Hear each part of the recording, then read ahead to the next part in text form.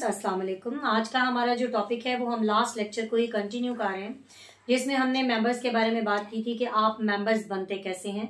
आज हम बात करेंगे कि आपकी मेंबरशिप जो है वो खत्म कैसे होती है, यानी आप सीज कैसे करते हैं, सीज टू बी मेंबर्स। इसके भी कुछ पॉइंट्स हैं, आप पहले जो है वो नोट कर लें। मैंने आपको उस दिन भी बोला था कि अगर आपको कोई ऐसा क्वेश्चन आ जाए जिसमें आपने कुछ पॉइंट्स को जो है वो डिस्कस करना हो, तो आपके लिए सबसे पहले जरूरी है कि आप पहले पॉइंट्स लिखें और फिर उनके एक्सप्लेनेशन में जाएं, क्योंकि आपके पास शीट जो है वो अब रिस्ट्रिक्टेड हैं। कभी ऐसा दौर था कि जब शीट्स जो है वो जितनी आप चाहते थे वो आपको मिला करती थी। अब जो है वो आपके पास सिर्फ 2.5 शीट्स होती हैं, यानी कि 5 वर्ड। उस पे आपने जो है वो अपनी सारी जितनी आपके पास मटेरियल है उसको आपने लिखना होता है, उसको देना होता है। तो अक्सर लोग जो है वो ऐसा करते हैं कि पॉइंट्स पहले से नहीं देते, तो एक दो जो है वो लिखते जाते हैं। एक लिखा एक्सप्लेन किया, दूसरा लिखा एक्सप्लेन किया, और फिर उनके पास शीट और शॉर्टेज ऑफ द टाइम की वजह से वो अपने पूरी चीज को एक्सप्लेन नहीं कर पाते। तो इससे बेहतर होता है, और देखने वाले को, जैसे लाइक मैं भी एग्जामिनर हूँ, हम लोगों को चेक करते हुए ये लगता है कि इसको शायद आता ही इतना था। लेकिन अगर आपने पॉइंट्स पहले दिए हों और उसको बाद में एक्सप्लेन किया हो, तो अगर आपने पॉइंट्स पहले 10 लिखे हैं और एक्सप्लेनेशन में अगर आपने 7 को एक्सप्लेन किया, 6 को किया, तो हम लोगों को समझ आ जाती है कि शॉर्टेज ऑफ द टाइम की वजह से आप लोगों ने जो है इतना लिखा है, इसमें और कोई मसला नहीं है, वरना आप इससे ज्यादा लिख सकते थे। मतलब आपको पॉइंट्स का पता है तो इट्स मीन उसकी एक्सप्लेनेशन का भी पता ही होगा। तो इसलिए बेहतर है आप पहले पॉइंट्स लिखा करें, या जब आप लिख रहे हैं तो उसमें आप लिखेंगे सीज टू बी मेंबर, तो आपको फिर चाहिए कि आप उसके नीचे जो है किसी भी तरीके में एरो में देके, 1 2 में देके, एबीसी में देके, किसी भी तरह से इन पॉइंट्स को लाजमी लिखें और फिर इनको 1 बाय 1 एक्सप्लेन करें। सबसे पहले ये है बाय डेथ, फिर है आपका विलफुल सरेंडर, फिर है आपका बैंक्रप्सी ऑफ शेयर होल्डर, फिर है आपका ट्रांसफर ऑफ शेयर, फिर है आपका फॉरफीचर ऑफ शेयर्स, फिर है आपका वाइंडिंग अप ऑफ कंपनी, फिर सेल ऑफ कंपनी, और फिर विदड्रॉवल ऑफ द कॉन्ट्रैक्ट। ये आपके तकरीबन 8 पॉइंट्स बनते हैं। बाय डेथ, हम सबको पता है कि बाय डेथ, अभी हमने लास्ट अपने लेक्चर में ये बात की जब मैंने आपको बताया कि सक्सेशन के जरिए आप कैसे मेंबर बनते हैं। अब जैसे ही आपको ये बात मैंने बोली, आपको फौरन वो लेक्चर याद आ गया होगा कि किस तरह से बाय सक्सेशन आप लोग जो हैं वो मेंबर बनते हैं। तो इसी तरह जो सक्सेस करते हुए एक मेंबर बनता है, तो जो डिजीज्ड पर्सन है वो अपनी मेंबरशिप लूज भी कर रहा है। यही बात मैंने आपको पहले भी बोली थी, ऑनरशिप में भी और प्रॉपर्टी में भी।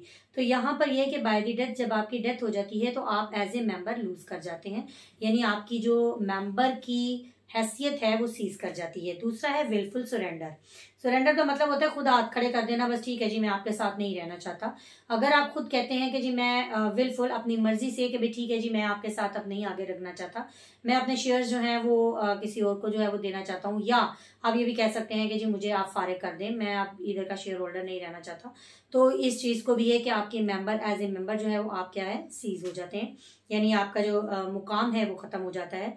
फिर है कि बैंक्रप्सी ऑफ शेयर होल्डर, अगर आप बैंक्रप्ट हो गए हैं शेयर होल्डर, तो भी क्या होता है कि आपको कंपनी जो है वो आपके शेयर से सीज कर देती है, यानी आपकी औकात से, आपकी वैल्यू से, आपकी जो एंटिटी है एज ए मेंबर उससे आपको फारिग कर देती है।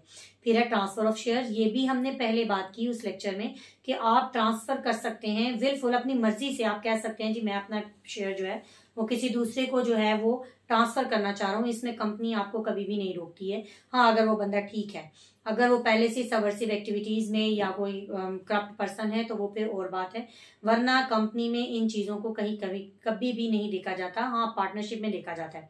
यहाँ पर क्या है कि अगर आप बाय ट्रांसफर, अगर एक बंदा ट्रांसफर से न्यूली मेंबर बन रहा है तो वहां पर दूसरा बंदा अपनी मेंबरशिप को लूज भी कर रहा है। जैसे मैंने आपको पहले बोला कि अगर आप ऑनरशिप किसी चीज की लेते हैं, अगर आप एक्वायर करते हैं, तो जिससे आप ले रहे होते हैं बाय ट्रांसफर वो सीज भी कर रहा होता है। जैसे आप फर्ज करें मेरा घर खरीदते हैं, तो जैसे ही आपने वो घर खरीदा तो आपने उसको एक्वायर किया, वो प्रॉपर्टी आपकी हो गई, तो आप कहेंगे कि आपने उसकी ऑनरशिप एक्वायर की, लेकिन मैंने क्या किया, मैंने उस प्रॉपर्टी को और उस ऑनरशिप को लूज कर दिया, उस राइट को लूज कर दिया।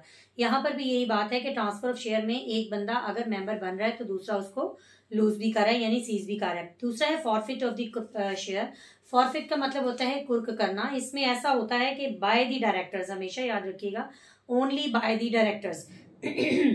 यहाँ पर भी वो डायरेक्टर्स जिनको इस बात की इजाजत दी गई है, कुछ कंपनीज ने अपने डायरेक्टर्स को इजाजत दी होती है कि वो किसी के शेयर्स को फॉरफिट कर सकती है, लेकिन कुछ कंपनीज इस चीज की इजाजत नहीं देती हैं।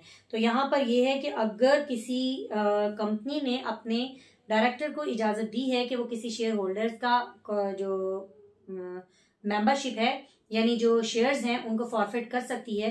तो जैसे ही उसकी शेयर्स को फॉरफिट किया जाएगा तो इट्स मीन कि उनकी मेंबरशिप सीज कर गई। इसके बाद है winding up of the company. आपको पता है वाइंडिंग अप का मतलब होता है एंड ऑफ द लाइफ, यानी खत्म हो जाना कंपनी का। जब कंपनी नहीं रही तो आप मेंबर नहीं रहे, आपकी मेंबरशिप भी यानी आप एज ए मेंबर भी सीज कर गए। इसके बाद है सेल ऑफ द कंपनी।